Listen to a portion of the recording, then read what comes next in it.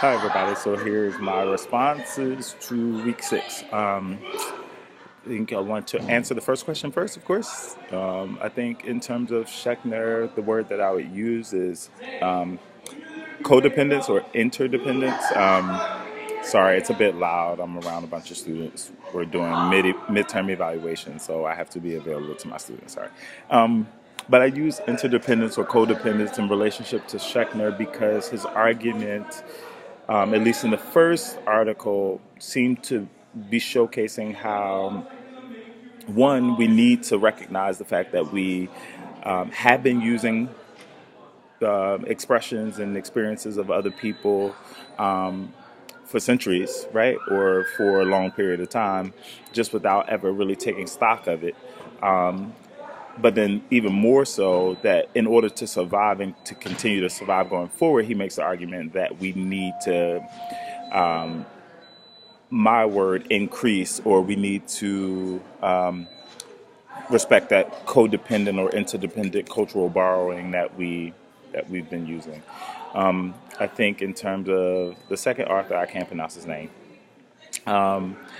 It, the word that I would use is representation or misrepresentation. I think that his argument is that almost like Derrida in the sense that in order to understand a cultural or use a culture's form and customs, it has to be within the context of that community or that aesthetic. And to just isolate things that we like, pick parts of the Bible that we like and use it for our own advantage, without the context of the whole thing, only, again, my word,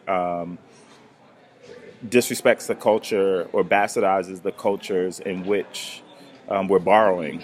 But even more so than that, it allows for,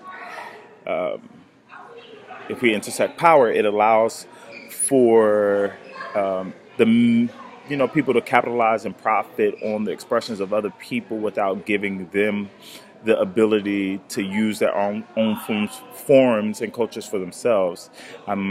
As a personal tidbit, I see this a lot in American societies, especially in funding models for the arts, where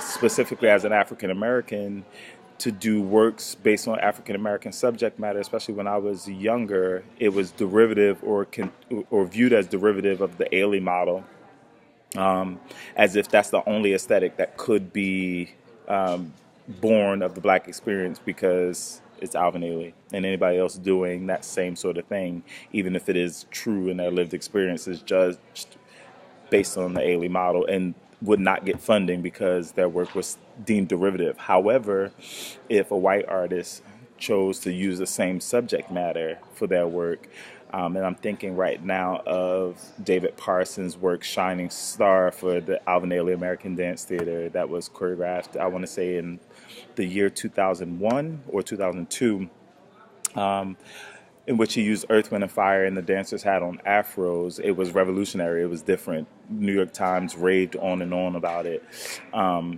But here's a white guy using African American source material, and it's revolutionary. But if African American uses African American source material, it's derivative. And so I think that's the difference between both arguments, or a difference. I wouldn't say the difference between both arguments. I think in terms of question number 2, my answer just then starts to get at like what's at stake. One, allowing people to offer their own stories is one. I think 2, to really see how, I don't disagree with Schechner that there is this sort of intercultural dependence and borrowing that we've been doing since, anybody can debate the length of time we've been doing it. So it's not a new practice. It's just something we need to bring attention to. And I would interject that we need to start making sure that we have the conversation so we know when we're doing it and where the lines of morality and ethics are concerned as we're doing it. I think of Helen Tamaris, early modern dance, right? I think of Ruth St. Denis. I even think of statements about Martha Graham that, her saying, and I'm paraphrasing, that the best source material in American art is the American Negro and the American Indian, or the Negro and the American Indian, and in which I draw from that. And I'm taking that quote from Brenda Dixon Gottschalk's "The Black Dancing Body" and Tommy DeFrance's "Dancing Revelations," but I take from that white contemporary or American modern choreographers were looking at other cultures in order to substantiate the basis of their research and the basis of their perspective, and creating brand new works based on that material. Meanwhile, African Americans, like of the same time period, Edna Guy, Hemsley Winfield, and so forth, couldn't use the same material without being considered trite or trivial, or Catherine Dunn being considered nothing more than an anthropologist and scholar rather than an artist. So I think from that standpoint, this debate, like these are serious issues that's at stake with these debates. In terms of the third question, I think it's not really recent, but I think it's interesting at the same time period that interculturalness is coming up. One of Yuri Killian's major works was The Road of the Stomping Ground, and I believe he choreographed it in 1983. And Yuri Killian, being a European choreographer of note, documented in books as one of the top 50 contemporary choreographers, alongside with Nacho Duato, Killian, Johann Inger, Balanchine,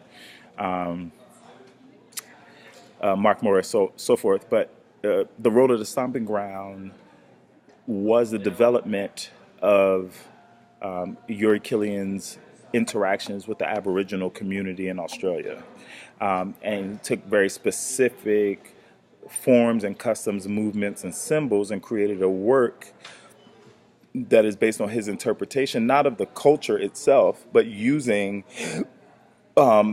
expressions of the culture to create a work. And it became a famous work, but no attention really was about that community. Not, specifically, all the attention was about the work itself. And I think, I think that Schener would be like, well, definitely, like, this borrowing. Of course, Killian had experience with the community, and we can't deny the fact that he had this firsthand account, lived experience being amongst Aboriginal peoples and its influence on him at the time in which he experienced it. So yes, if he's coming at it from his direct firsthand experience, then why can't he choreograph a work about it? Especially it's an experience of his.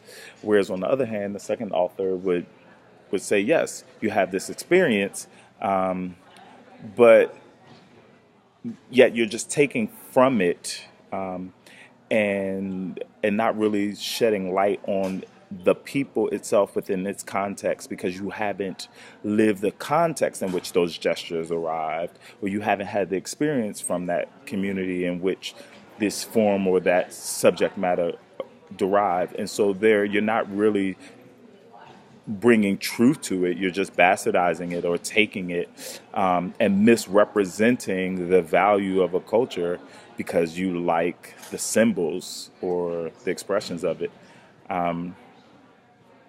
And so, yeah, that's where I think that they both would land. I do think that technology and technological approaches today that they didn't have then, I don't know if it would alleviate it. I think it might often complicate it, because now, where a researcher could have just gone to a community and said that this was their experience, and even if they were being earnest and giving respect and reverence to the communities that they are taking material from,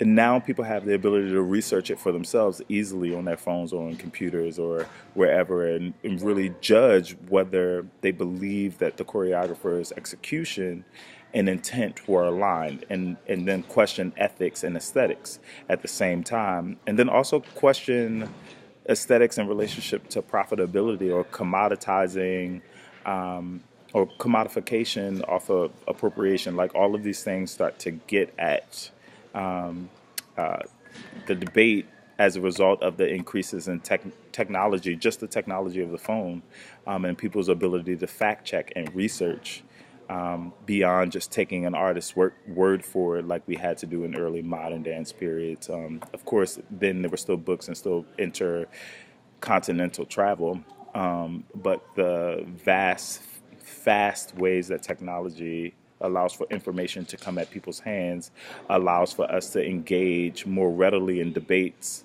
that we see played out between these two authors and these texts even more frequently because of social media or technology. In those ways, we don't have to wait for publishing, and we don't have to take people's word for anything. Yeah. Okay.